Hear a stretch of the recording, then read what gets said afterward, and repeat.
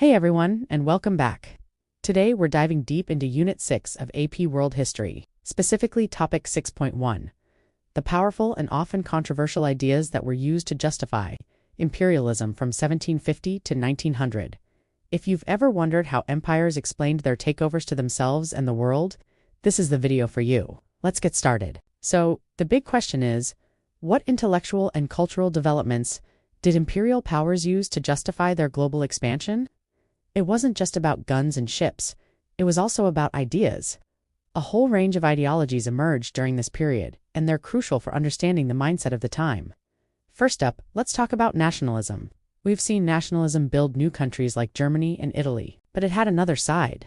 For major powers like Britain and France, nationalism wasn't just about loving your country, it was about proving your country was the best. And how did you prove that? By having a massive, globe-spanning empire?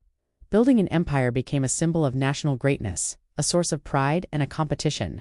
France, for example, expanded heavily in West Africa, partly to regain some of its prestige after losing a war to Prussia. For Japan, after the Meiji Restoration, building an empire in Korea and Taiwan was a way to show the West that they were a modern, powerful nation just like them. Next, we have the really thorny one, ideas about race. This is where things get dark. Pseudoscience, or fake science, became incredibly popular. People started inventing theories that claimed certain races were biologically superior to others.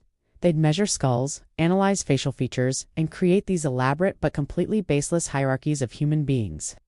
Unsurprisingly, they always placed white Europeans at the very top. This led to the belief that imperial conquest was just a natural process. The fitter races were destined to rule over the lesser ones. It's a twisted and ugly justification, but it was incredibly influential. This ties directly into our next idea, social Darwinism. Now, Charles Darwin's theory of evolution and natural selection was a genuine scientific breakthrough, but some people took his ideas and completely misapplied them to human societies. They argued that the survival of the fittest principle applied to nations and races. In their view, strong nations were meant to conquer weak ones. It was just the natural order of things. This wasn't science. It was a social and political ideology used to make imperialism seem like a progressive and inevitable force of nature. It gave a supposedly scientific stamp of approval to conquest and domination. Then there's the concept of the civilizing mission. This was the idea that Europeans had a moral duty to civilize the uncivilized peoples of the world. They believed they were bringing progress, Christianity, and good government to places they saw as backward and chaotic. Think of Rudyard Kipling's famous poem, The White Man's Burden. It literally talks about the supposed burden of imperialists to care for the people they colonized. Of course, this completely ignored the rich cultures, complex societies, and established governments that already existed in Asia and Africa. The civilizing mission was often just a mask for economic exploitation and political control. Missionaries played a big role here. While many genuinely wanted to help by building schools and hospitals, their work was also deeply intertwined with the colonial project.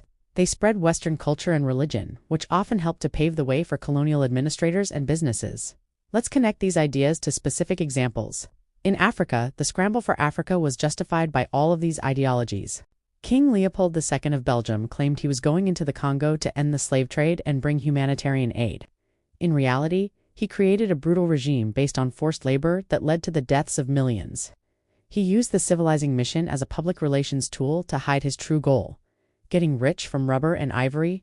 In the United States, similar ideas fueled expansion. The concept of manifest destiny, the belief that Americans were divinely ordained to expand across the continent, was a form of nationalism. Later, when the U.S. acquired the Philippines after the Spanish-American War, the debate was framed in these terms. Supporters argued it was America's duty to uplift and civilize the Filipinos. Using the language of social Darwinism and the civilizing mission, in Asia, the British in India presented their rule, the British Raj, as a force for good.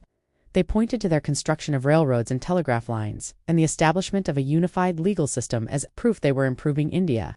But these improvements were primarily designed to serve British economic and administrative needs to move troops and export raw materials more efficiently. All the while, the British maintained a rigid social hierarchy that placed themselves firmly at the top. So, to recap the main justifications. First, a competitive nationalism that saw empires as a status symbol. Second, racist pseudoscience that created false hierarchies of people.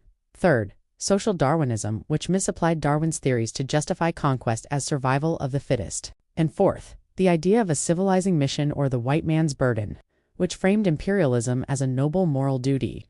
It's really important to understand that these ideas weren't just abstract theories.